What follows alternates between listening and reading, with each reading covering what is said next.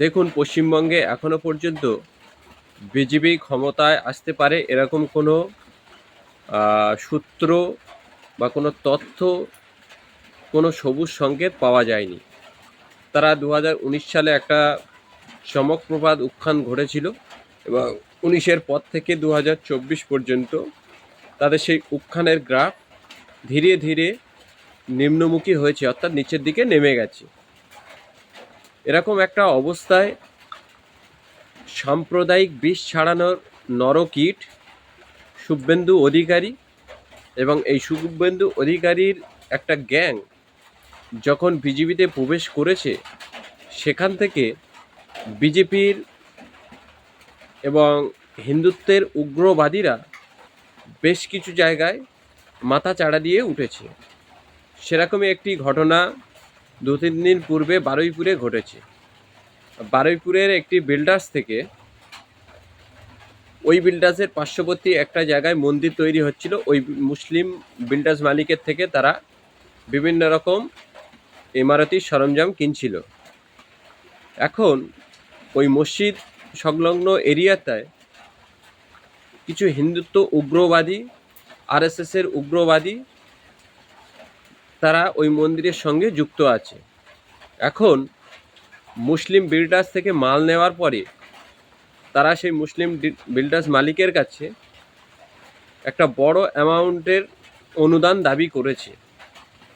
এই অনুদানটি মুসলিম বিল্ডার্স দিতে অস্বীকার করায় গত পরশু রাত্রের বেলা উগ্র হিন্দুত্ববাদী কয়েকজন লোক, যারা অরিজিনালি সনাতন ধর্মের উপরে বিশ্বাসী, যারা সনাতন ধর্মের উপরে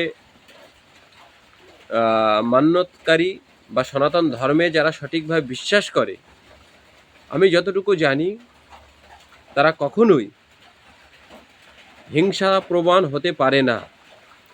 পৃথিবীর কোনো ধর্মই হিংসা শেখায় না।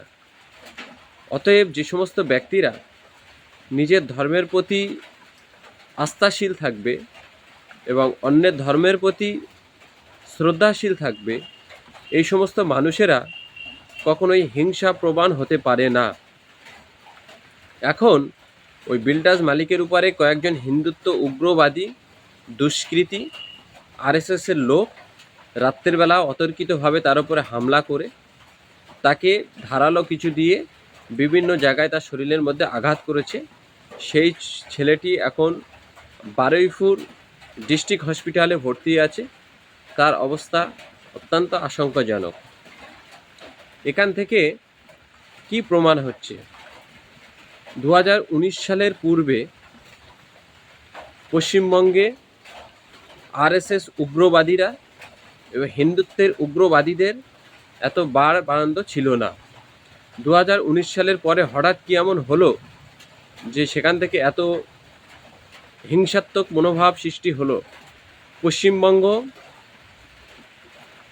সারা জীবন সম্প্রীতি, সৌহার্দ্য এবং ভারতবর্ষকে একটা সঠিক সাংস্কৃতিক পথ দেখিয়ে চলা রাজ্যে হঠাৎ কি হয়ে গেল যে এত ধর্মে ধর্মে বিভেদ, এত সাম্প্রদায়িক অশান্তি, এত মানুষে মানুষে হিংসার পরিবেশ সৃষ্টি হয়ে গেল?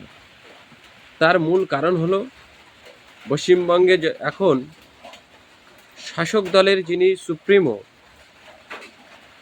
আমার ব্যক্তিগত মত অনুসারে তার উচিত প্রশাসনের বিভিন্ন বিভাগে বসে থাকার ফলে সূক্ষ্মভাবে মানুষকে বিভিন্নভাবে হিংসাত্মক কাজে উৎসাহিত করে, ধর্মে ধর্মে বিভেদ সৃষ্টি করে পশ্চিমবঙ্গে অশান্তির বাতাবরণ তৈরি করা এবং এই অশান্তির বাতাবরণ থেকেই পশ্চিমবঙ্গে বর্তমান শাসককে ক্ষমতাচ্যুত করে আরএসএস মদতপুষ্ট বিজেপিকে ক্ষমতায় আনা।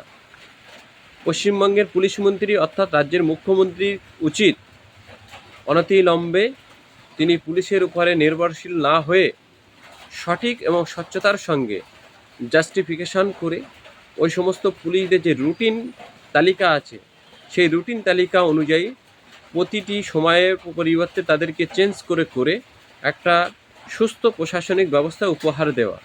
না হলে শুভেন্দু অধিকারীর এই যে সাম্প্রদায়িক বিষ ছড়ানো সমাজে বারুইপুরের মতো ঘটনা আরও ঘটতে থাকবে এবং মানুষে মানুষে, ধর্মে ধর্মে, জাতিতে জাতিতে বিভেদ সৃষ্টি হয়ে পশ্চিমবঙ্গের এই সম্প্রীতির মাটি অশান্তির পরিবেশ তৈরি হবে, যার ফলে ভারতবর্ষকে পথ দেখাতো পশ্চিমবঙ্গ এখন এই পথটা দেখানোর যে গৌরব আছে সে গৌরবটা ধুলোর সঙ্গে মিশে যাবে।